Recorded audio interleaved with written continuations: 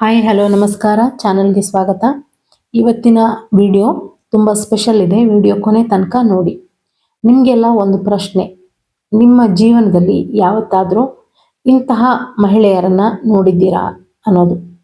ಅವರು ತುಂಬ ಸಾಮಾನ್ಯರಂತೆ ಕಾಣ್ತಾರೆ, ಆದರೆ ಅವರ ಸಾನ್ನಿಧ್ಯದಲ್ಲಿ ಒಂದು ವಿಚಿತ್ರವಾದ ಶಾಂತಿ ಇರುತ್ತೆ. ಅವರು ಮಾತಾಡಿದರೆ ಮನಸ್ಸಿನ ಗೊಂದಲ ಕಡಿಮೆ ಆಗುತ್ತೆ. ಅವರು ಮನೆಯಲ್ಲಿದ್ದರೆ ಆ ಮನೆಯಲ್ಲಿ ಒಂದು ರಕ್ಷಣಾ ಕವಚ ಇದ್ದಂತೆ ಅನುಭವ ಆಗುತ್ತೆ. ಕೆಲವೊಮ್ಮೆ ಅವರು ಹೇಳಿದ ಮಾತುಗಳು ನಿಜವಾಗುತ್ತೆ. ಕೆಲವೊಮ್ಮೆ ಅವರು ಕಂಡ ಕನಸುಗಳು ಮುಂದೆ ನಡೆಯುವ ಘಟನೆಗಳ ಸುಳಿವು ನೀಡುತ್ತೆ. ಕೆಲವೊಮ್ಮೆ ಅವರ ಪ್ರಾರ್ಥನೆಯಿಂದ ಅಸಾಧ್ಯವಾದ ಕೆಲಸಗಳು ಸಾಧ್ಯವಾದಂತೆ ಕಾಣುತ್ತೆ. ಇದೆಲ್ಲ ಕೇವಲ ಕಾಕತಾಳೀಯವ ಅಥವಾ ಅವರೊಳಗೆ ದೈವಿಕ ಶಕ್ತಿ ಕಾರ್ಯನಿರ್ವಹಿಸ್ತಾ ಇದೆಯಾ? ಸನಾತನ ಹಿಂದೂ ಧರ್ಮದಲ್ಲಿ ಮಹಿಳೆಯನ್ನ ಕೇವಲ ಮನುಷ್ಯಳಾಗಿ ನೋಡಿಲ್ಲ, ಆಕೆಯನ್ನ ಶಕ್ತಿ ಅಂತ ಕರೆದಿದ್ದಾರೆ. ಸೃಷ್ಟಿಯನ್ನು ಚಲಾಯಿಸುವ ಮೂಲ ಶಕ್ತಿಯ ಒಂದು ಅಂಶ ಅಂತ ವಿವರಿಸಿದ್ದಾರೆ. ಯತ್ರ ನಾರ್ಯಸ್ತು ಪೂಜ್ಯಂತೆ ರಮಂತೆ ತತ್ರ ದೇವತಾಹ ಅಂತ ಹೇಳಲಾಗಿದೆ. ಅಂದರೆ ಮಹಿಳೆಯರನ್ನ ಗೌರವಿಸುವ ಸ್ಥಳಗಳಲ್ಲಿ ದೇವತೆಗಳೇ ವಾಸಿಸ್ತಾರೆ ಅನ್ನೋದು ಇದರ ಅರ್ಥ. ಇವತ್ತಿನ ವಿಡಿಯೋದಲ್ಲಿ ದೈವಿಕ ಶಕ್ತಿ ಹೊಂದಿರುವ ಮಹಿಳೆಯರಲ್ಲಿ ಕಾಣಿಸಿಕೊಳ್ಳುವ 18 ಅಪರೂಪದ ಲಕ್ಷಣಗಳ ಬಗ್ಗೆ ಹೇಳ್ತೀನಿ. ವಿಡಿಯೋ ಕೊನೆ ತನಕ ನೋಡಿ. ಮೊದಲನೇ ಸಂಕೇತ, ದೈವಿಕ ಶಕ್ತಿಯ ಮೊದಲ ಗುರುತು ಕರುಣೆ. ಇಂತಹ ಮಹಿಳೆಯರು ಯಾರ ನೋವನ್ನ ಸಹಿಸೋದಿಲ್ಲ. ಅಪರಿಚಿತ ವ್ಯಕ್ತಿಯ ಕಷ್ಟವು ಇವರ ಮನಸ್ಸನ್ನ ತಟ್ಟತ್ತೆ. ಯಾರಾದರೂ ಅಳ್ತಿದ್ರೆ ಅವರಿಗೆ ಸಹಾಯ ಮಾಡಲು ಮನಸ್ಸಾಗುತ್ತೆ. ಯಾಕೆಂದ್ರೆ ದೇವತ್ವದ ಮೊದಲ ರೂಪ ಪ್ರೀತಿ. ಪ್ರೀತಿ ಇಲ್ಲದೆ ಇದ್ರೆ ಆಧ್ಯಾತ್ಮಿಕತೆ ಕೇವಲ ಮಾತಾಗುತ್ತೆ ಅಷ್ಟೆ. ಎರಡನೇ ಸಂಕೇತ, ಪ್ರತಿಫಲ ಬಯಸದ ಸಹಾಯ. ಇವರು ಸಹಾಯ ಮಾಡಿದ ನಂತರ ಅದನ್ನ ನೆನಪಿಸ್ಕೊಂಡು ಹೇಳೋದಿಲ್ಲ. ನಾನು ಇಷ್ಟು ಮಾಡಿದೆ, ನಾನು ಅವರಿಗೆ ಅಷ್ಟು ಮಾಡಿದೆ ಅಂತ ಹೇಳೋದಿಲ್ಲ. ಅವರಿಗೆ ಸಹಾಯ ಮಾಡುವುದು ಸಹಜ ಸ್ವಭಾವ. ಇಂತಹ ಗುಣವನ್ನ ಅನೇಕ ಗ್ರಂಥಗಳು ಪುಣ್ಯದ ಲಕ್ಷಣ ಅಂತ ಹೇಳುತ್ತೆ. ಮೂರನೇ ಲಕ್ಷಣ, ಎಲ್ಲರಿಗೂ ಗೌರವ. ಇವರು ವ್ಯಕ್ತಿಯ ಹಣ, ಸ್ಥಾನಮಾನ ಅಥವಾ ಪ್ರಭಾವ ನೋಡಿ ಗೌರವ ಕೊಡೋದಿಲ್ಲ.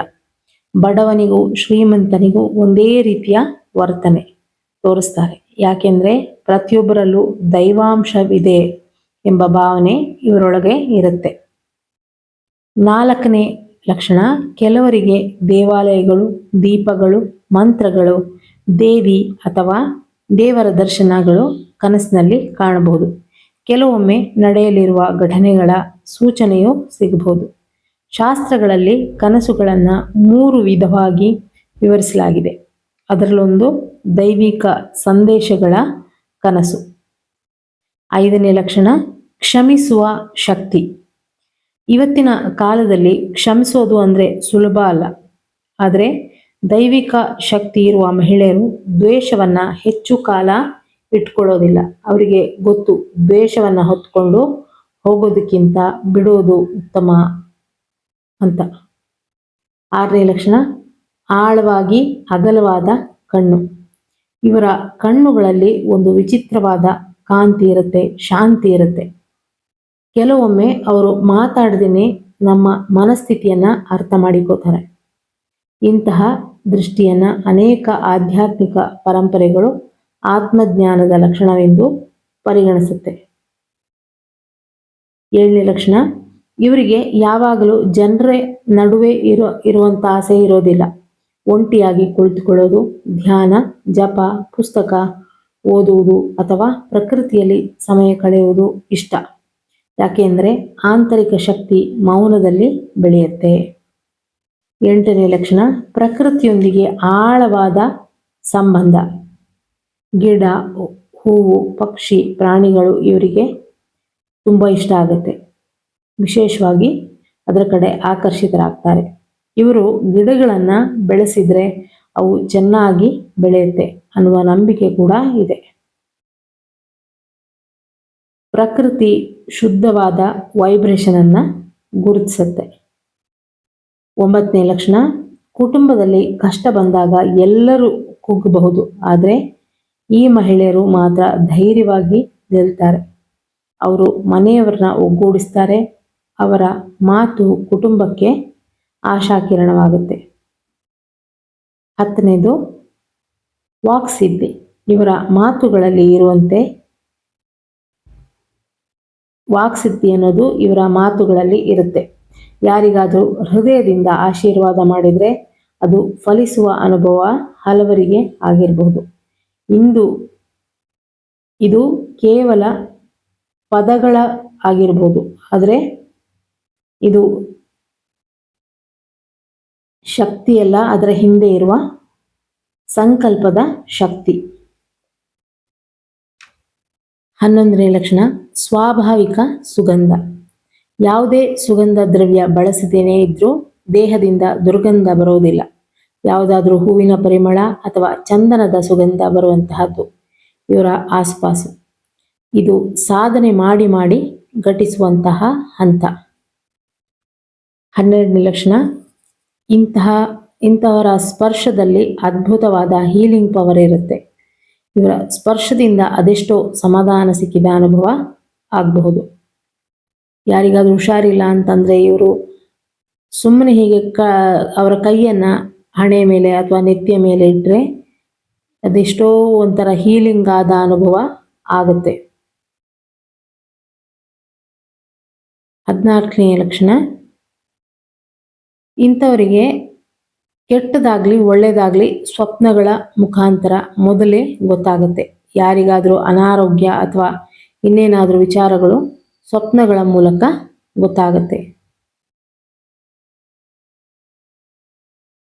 14ನೇ ಲಕ್ಷಣ, ಇಂತಹವರು ಅಡಿಗೆ ಮಾಡುವಾಗ ಒಂದು ವಿಶೇಷ ಗುಣ ನೀವು ಗಮನಿಸಿರ್ಬೋದು. ಎಷ್ಟು ಅಳತೆ ಪ್ರಕಾರ ಅಡುಗೆ ಮಾಡಿದರೂ 2-3 ಜನ ಊಟ ಮಾಡುವ ಅಡುಗೆ ಉಳಿಯುತ್ತೆ. ಯಾವತ್ತೂ ಫುಲ್ ಖಾಲಿ ಆಗೋದಿಲ್ಲ. ಇಂತಹವರಿಗೆ ಅನ್ನಪೂರ್ಣೆಯ ಕೃಪೆ ಸದಾ ಇರುತ್ತೆ, ಜೊತೆಗೆ ಲಕ್ಷ್ಮಿಯ ಕೃಪೆ ಕೂಡ ಇರುತ್ತೆ. 15ನೇದು, ಬೀದಿ ನಾಯಿಗಳು, ಪ್ರಾಣಿಗಳು, ಮಕ್ಕಳು ಇವರತ್ತ ಬೇಗ ಅಟ್ರಾಕ್ಟ್ ಆಗ್ತಾರೆ. ಯಾಕೆಂದ್ರೆ ಮನುಷ್ಯರಿಗಿಂತ ಬೇಗ ಪ್ರಾಣಿಗಳಿಗೆ ನಮ್ಮ ಆರಾವನ್ನ ನೋಡುವ ಶಕ್ತಿ ಮತ್ತು ಫೀಲ್ ಮಾಡುವ ಶಕ್ತಿ ಇರುತ್ತೆ. 16ನೇದು, ಬ್ರಹ್ಮ ಮುಹೂರ್ತದ ನಂಟು. ಇವರಿಗೆ ಬೆಳಿಗ್ಗೆ ಲೇಟಾಗಿ ಏಳಬೇಕು ಅಂತ ಅಂದ್ಕೊಂಡಿರ್ತಾರೆ. ಆದರೂ ಕೂಡ ಮಲ್ಗೋದಕ್ಕೆ ಆಗೋದಿಲ್ಲ. 4ರಿಂದ 5 ಗಂಟೆ ಒಳಗೆ ಎಚ್ಚರ ಆಗುತ್ತೆ. 17ನೇ ಲಕ್ಷಣ, ಇಂತಹವರು ಹೆಚ್ಚು ಮಾತಾಡೋದು ಕಡಿಮೆ, ಮಾತಿಗಿಂತ ಮೌನವೇ ಹೆಚ್ಚು ಪ್ರಭಾವಿ ಅನ್ನುವ ಮಾತು ಇವರಿಗೆ ಗೊತ್ತಿರುತ್ತೆ. ಮಾತಾಡೋದಕ್ಕಿಂತ ಹೆಚ್ಚು ಇನ್ನೊಬ್ಬರು ಏನು ಹೇಳ್ತಾರೆ ಅಂತ ಕೇಳಿಸ್ಕೊತಾರೆ. 18ನೇ ಲಕ್ಷಣ, ಇವರನ್ನ ನೋಡುವಾಗ ಏನೋ ಒಂದು ಆಕರ್ಷಣೆ, ಗೌರವ ತನ್ನಿಂತಾನೇ ಮೂಡುವುದಕ್ಕೆ ಶುರುವಾಗುತ್ತೆ. ನಮಸ್ಕಾರ ಮಾಡೋಣ ಅಂತ ಅನ್ಸೋದಿಕ್ಕೆ ಪ್ರಾರಂಭ ಆಗುತ್ತೆ. ಹೀಗೆ ಈ ರೀತಿ 18 ಗುಣಗಳಲ್ಲಿ 4-5 ಗುಣಗಳು ಇದ್ರೂ ಕೂಡ ನಿಮ್ಮೊಳಗೆ ದೇವಿಯ ಚೈತನ್ಯ ಜಾಗರೂಕವಾಗ್ತಾ ಇದೆ ಎಂಬ ಅರ್ಥ. ಯಾವುದೇ ಒಂದು ಗುಣವೂ ಇಲ್ಲ ಅನ್ನುವ ಸ್ತ್ರೀಯೇ ಇರೋದಿಕ್ಕೆ ಸಾಧ್ಯವಿಲ್ಲ. ಹೀಗೆ ಕೆಲವೊಂದು ಸಂದರ್ಭದಲ್ಲಿ ಬ್ರಹ್ಮ ಮುಹೂರ್ತದಲ್ಲಿ ಎಚ್ಚರ ಎಲ್ಲರಿಗೂ ಆಗಬಹುದು. ಆದರೆ ಮತ್ತೆ ಮಲಗೋಕೆ ಹೋಗಬೇಡಿ. ಎದ್ದು ಸ್ವಲ್ಪ ಜಪ ಧ್ಯಾನದಲ್ಲಿ